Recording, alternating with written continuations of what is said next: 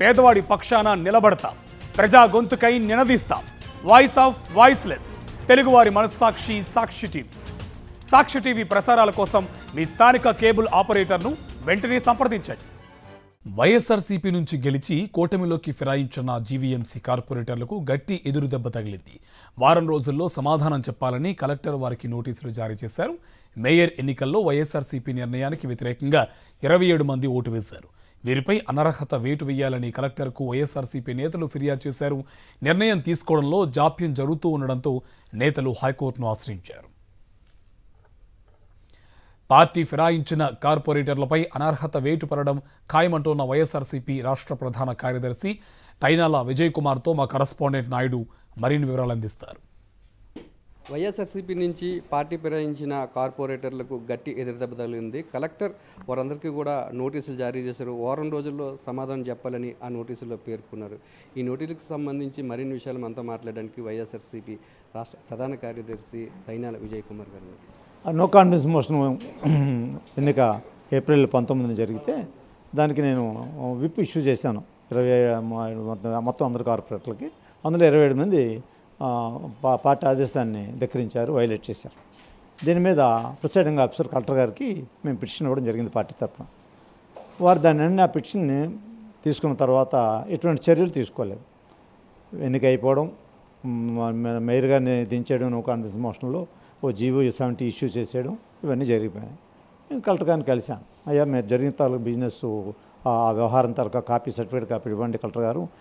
Representation ఇచ్చాను, దానికి సమాధానం లేదు. రిమైండర్ మళ్ళీ ఇచ్చాను, దానికి సమాధానం లేదు.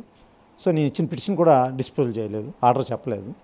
ప్రిసైడింగ్ ఆఫీసర్గా మేము ఇచ్చిన పిటిషన్ని రూల్ 17 ప్రకారం పెట్టింది, అది ఆర్డర్ చేయాలి, చెప్పలే. మరి కోర్టులో పిటిషన్ ఫైల్ చేయడం జరిగింది. అది కోర్టులో బెంచ్కి వచ్చింది.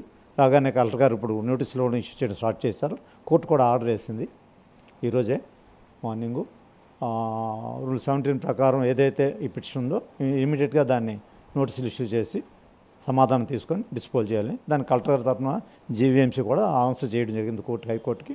ఇష్యూరెన్స్ హామీ ఇచ్చారు. మేము ఇమీడియట్గా ఈ పిటిషన్ యాజ్ పర్ ప్రొసీజర్ ప్రకారం డిస్పోజ్ నోటీస్ ఇచ్చేస్తాం. వారి సమాధానం తీసుకొని చేస్తాం. వారి సమాధానం ఇవ్వకపోయినా మా దగ్గర ఉన్న మెటీరియల్తో మేము నిర్ణయం తీసుకుంటాం అని చెప్పి కోర్టుకు హామీ ఇచ్చడం జరిగింది. నేను కోరింది అదే, కలెక్టర్ గారు మీ ఇచ్చిన తాలూకు అర్జీ ప్రకారం ఈ కార్పొరేట్ని డిస్క్వాలిఫై చేయండి, ఆ ప్రొసీజర్ చేయండి అని చెప్పాము. అది ఇమీడియట్గా చేయాల్సిన అవసరం ఉంది. ఇంకా డిలే చేయడానికి లేదు. డిలే చేస్తే కోర్టుని ధిక్కరించినట్టు అవుతుంది. ఒకవేళ మళ్ళీ ప్రభుత్వం ఏమైనా కలెక్టర్ గారి మీద ఒత్తిడి తెచ్చి ఈ ప్రాసెస్ని అలాగా డిలే చేసే అవకాశం ఏమైనా ఉందంటారా? ఒకవేళ చేస్తే మీరు ఎలాంటి చర్యలకి మళ్ళీ ముందుకెళ్ళబోతుంది? ఇట్టి పరిస్థితుల్లో కార్పొరేటర్లందరూ కూడా డిస్క్వాలిఫై చేస్తుంది తప్పని పరిస్థితి. ఎందుకంటే వాళ్ళు ఎన్నికైంది 2001లో వైఎస్ఆర్సీపీ క్లియర్గా ఉంది. నేను విప్ ఇష్యూ చేసింది క్లియర్గా ఉంది. వాళ్ళు ఓటేసింది వైఎస్ఆర్సీపీకి ఎన్గేజ్ ఓటేసినట్టు రికార్డ్స్లో ఉంది జీవన్. అందులో ఇటు పరిస్థితుల్లో కార్పొరేటర్లు తప్పించుకోవడం మీద డిస్క్వాలిఫై అవుతారు. ఇలా ఒక పార్టీలో గెలిచి ఒక పార్టీ ఆదేశం వ్యతిరేకంగా ఓటేసి అప్పుడు రిజైన్ చేసి వెళ్ళిపోయితే అది పర్లేదు, ప్రజాస్వామ్యంలో నచ్చిన పార్టీకి వెళ్ళిపోవచ్చు, రిజైన్ చేసి వెళ్ళిపోవచ్చు. కానీ ఒక పార్టీలో పదవి ఉంటుండగా అది రిజైన్ చేయకుండా వెళ్ళిపోవడం అనేది నైతికంగా కరెక్ట్ కాదు. ఎక్కడొక్కడ ఇది ఫుల్ స్టాప్ పడాలని కాబట్టి మేము ఇది సీరియస్గా తీసుకొని హైకోర్టు వరకు మూవ్ చేయాల్సి వచ్చింది. చంద్రబాబు నాయుడు, లోకేష్ ఎవరైనా తమ పార్టీలోకి వచ్చినట్లయితే తమ పదవులకు రాజీనామా చేయాలని చెప్పినప్పటికీ కూడా రాష్ట్ర వ్యాప్తంగా అటువంటి పరిస్థితి కనిపించలేదని, మున్సిపాలిటీలో కానీ కార్పొరేషన్లో కానీ అడ్డదారులో వైఎస్ఆర్సీపీకి సంబంధించిన కార్పొరేటర్లు కానీ కౌన్సిలర్ కానీ తమ పార్టీలోకి తీసుకుంటున్నారని, ఇదేనా వారు పార్టీ మీద నిలబడే విధానం అంటూ కూడా తైనాల విజయ్ కుమార్ ప్రశ్నిస్తారు. కెమెరామెన్ రమేష్తో నాయుడు, విశాఖపట్నం నుంచి.